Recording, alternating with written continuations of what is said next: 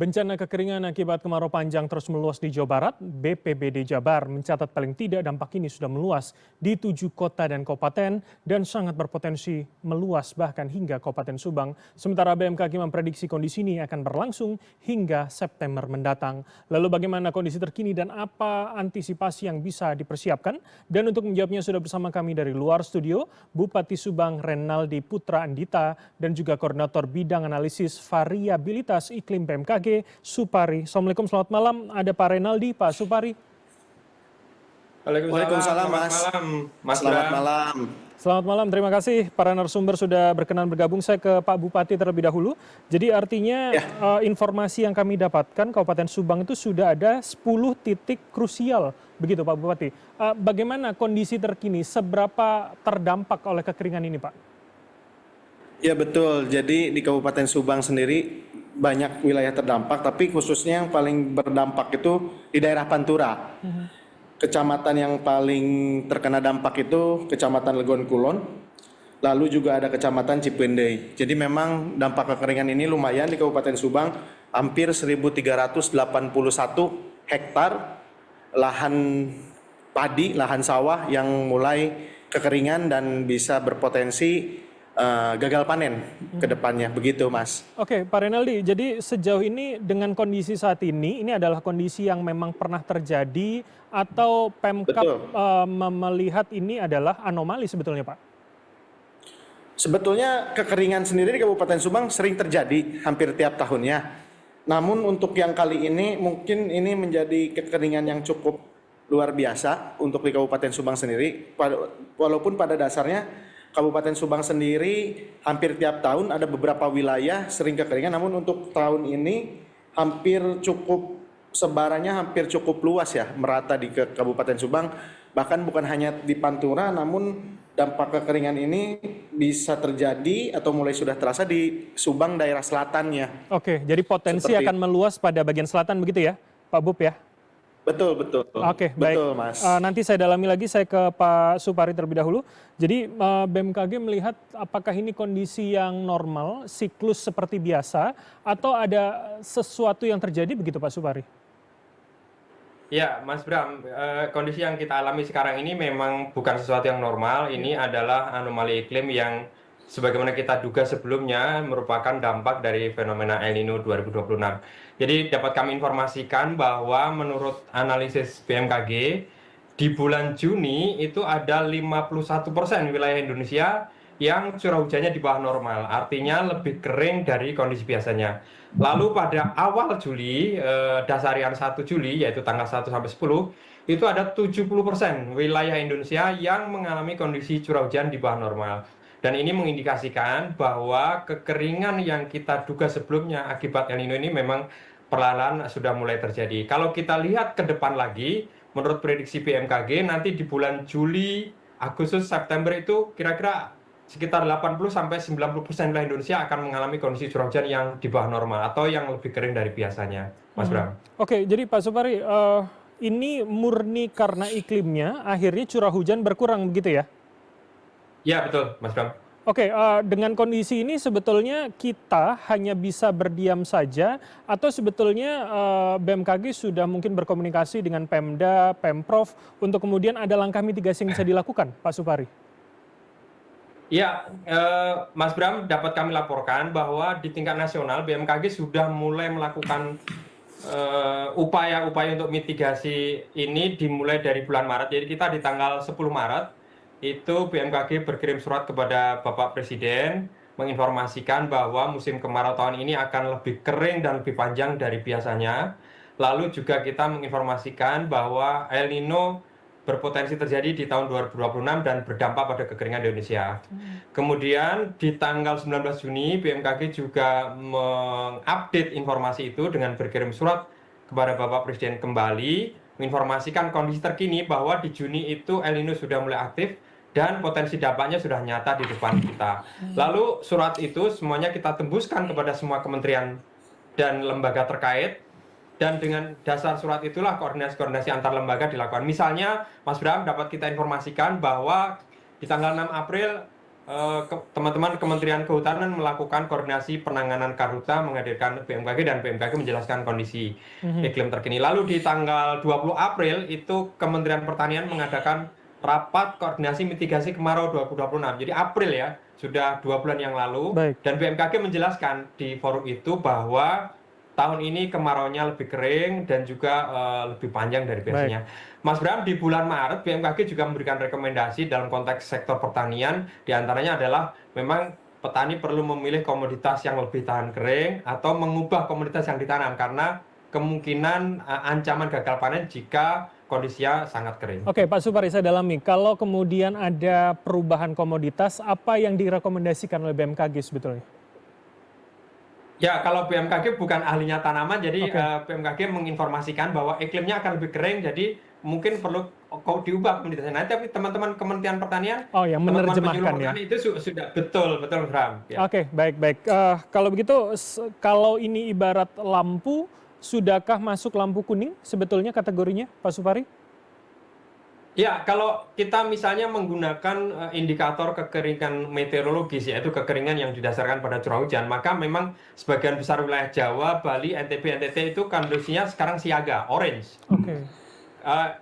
Dari mana indikator itu ditentukan? Jadi BMKG menggunakan pendekatan untuk memperingatkan adanya kekeringan itu, kita melihat 30 hari kebelakang, apakah ada hujan atau tidak, lalu bagaimana 10 hari ke depan itu curah hujannya. Di daerah yang selama 20 hari terakhir nggak ada hujan sama sekali, lalu 10 hari ke depan itu curah hujannya akan kecil atau rendah, maka BMKG memberikan peringatan dini kekeringan meteorologis untuk status waspada. Baik. Tapi kalau sudah lebih dari 20 hari, itu siaga. Dan kalau sudah lebih dari 60 hari, itu awas statusnya. Oke, baik. Saya kembali ke Pak Bupati kalau begitu. Jadi artinya Pemkab Anda menerjemahkannya bagaimana?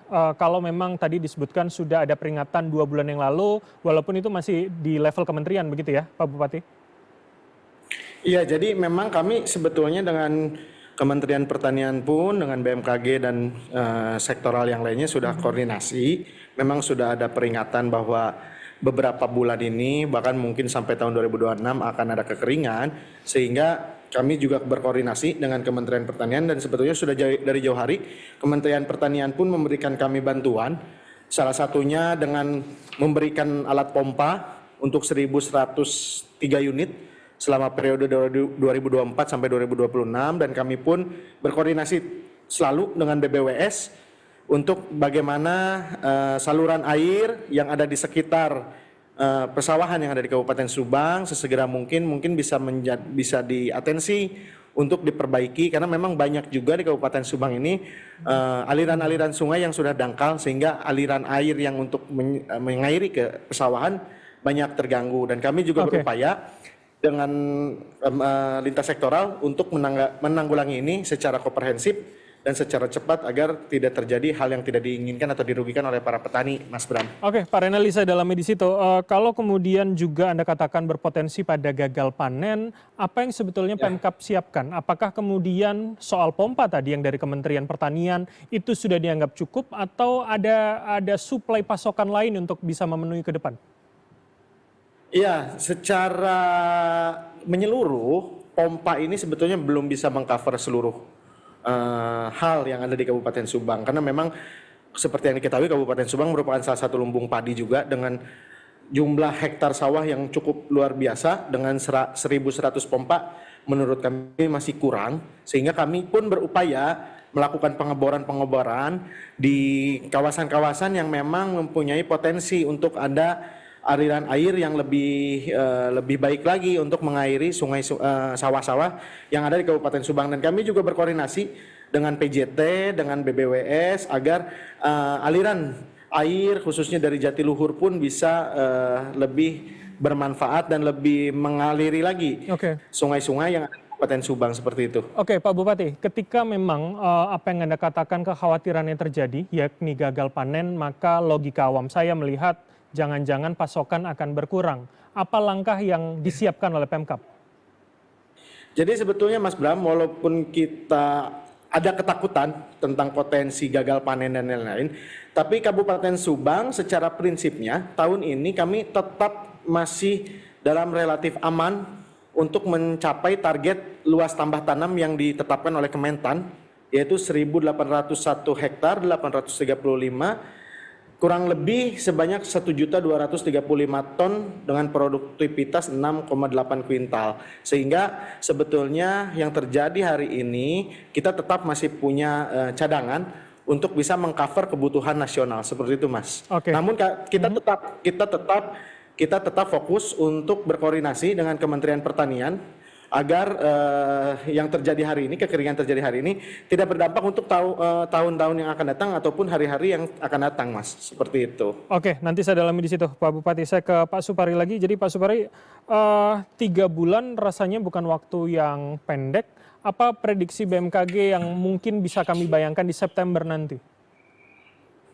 Ya, Mas Bram, sebetulnya yang perlu kita waspadai lebih tinggi itu adalah di bulan Agustus September, karena di bulan Agustus September itu hampir 90% wilayah Indonesia akan mengalami kondisi curah hujan yang di bawah normal, artinya yang lebih kering dari biasanya. Dan kalau kita membandingkan dengan tahun-tahun yang lalu, kondisi kekeringan di Agustus September itu curah hujannya mendekati kondisi tahun 2019, sehingga ini mudah-mudahan bisa menjadi referensi untuk semua sektor mengambil antisipasi. Tentu ini sudah agak dekat gitu, sehingga perlu segera tindakan-tindakan untuk merespon. Oke, kalau diprediksi sampai September, mungkinkah itu bisa mundur atau jangan-jangan bisa maju atau akan seperti itu, Pak Supari?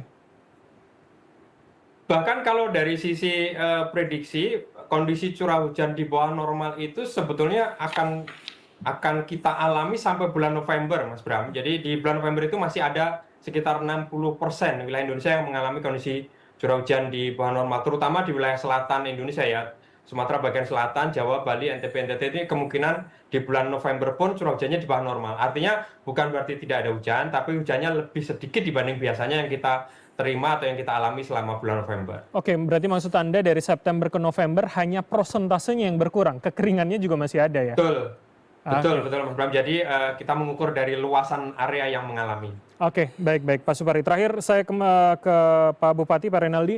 Jadi secara jangka panjang apa yang Pemkab lakukan selain soal ngebor yang lebih banyak titik dan juga kemudian pompa yang dibantu oleh Kementerian Pertanian tadi, Pak Bupati? Iya, jadi kami lebih ke fokus, Mas, mengembangkan dan memperbaiki jaringan-jaringan tersier yang tersebar di Kabupaten Subang, jaliran-jaliran irigasi, jalur-jalur irigasi yang mengairi sawah-sawah yang ada di Kabupaten Subang. Kita fokus untuk memperbaiki infrastrukturnya, sehingga dan kita juga berkoordinasi dengan PJT Jatiluhur, dengan BPBD, PUPR Kabupaten Subang untuk menormalisasi saluran tersier. Dengan Perum Bulog dilakukan koordinasi serap gabah dengan pemerintah desa menjaga pasokan giring air, dan itu disesuaikan dengan jadwal yang telah disepakati karena kami ada kesepakatan antara pemerintah desa dengan mitra caik atau pengelola air. Jadi jadwal penggiringan airnya agar bisa terserap dengan maksimal itu kita melakukan koordinasi antar desa, antar kecamatan, dan juga untuk jangka panjangnya kami memperbaiki instrumen-instrumen dan infrastruktur yang ada agar bisa menyebarkan ketika kekeringan seperti ini, jaringan air yang mulai dari hulu sampai hilirnya bisa tersalurkan dengan baik dan terserap dengan baik untuk sawah-sawah yang ada di Kabupaten Subang. Seperti itu, Mas Bram. Oke, baik. Terima kasih dua orang narasumber untuk waktu dan juga insight-nya. Pertama adalah Bupati Subang, Renaldi Putrandita, dan juga Koordinator Bidang Analisis Variabilitas Iklim BMKG, Pak Supari. Selamat malam, sehat selalu Bapak-Bapak sekalian. Selamat malam, Mas Bram. Selamat malam, Pak Bupati.